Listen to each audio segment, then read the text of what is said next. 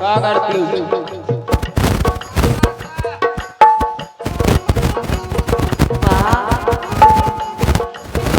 जो तुम छेद हमारे होते छाती लगा के सोते, जो तुम छेद हमारे होते छाती लगा के सोते।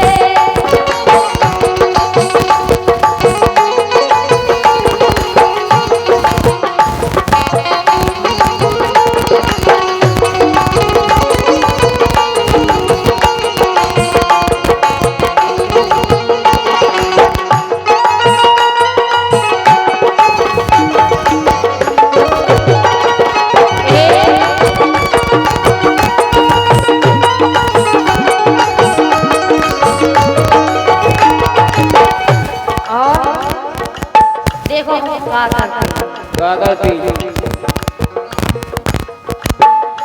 अच्छा मन से करते तुमसे बातें, मन से करते तुमसे बातें, हंस के कटती सबरी रातें, हंस के कटती सबरी रातें।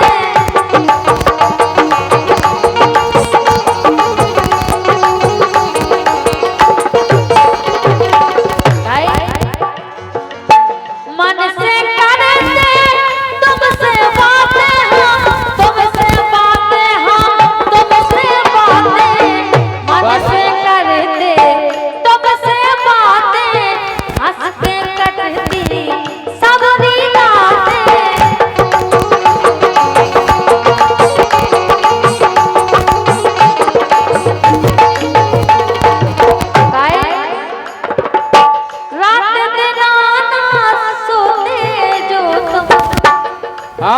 आओ तुम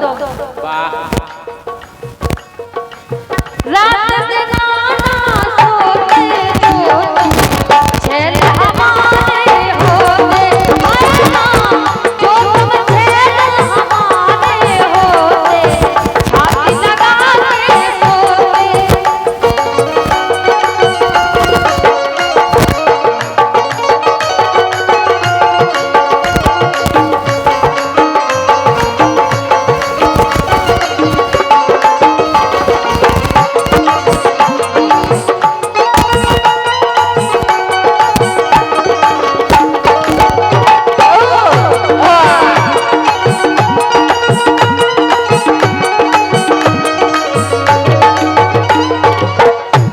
और बताएं, सुनाओ।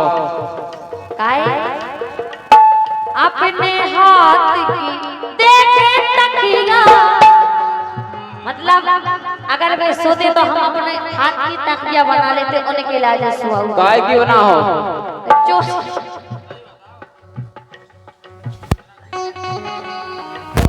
हाथ की तकिया मतलब ऐसा हाथ रख लेते उस पे बेच कर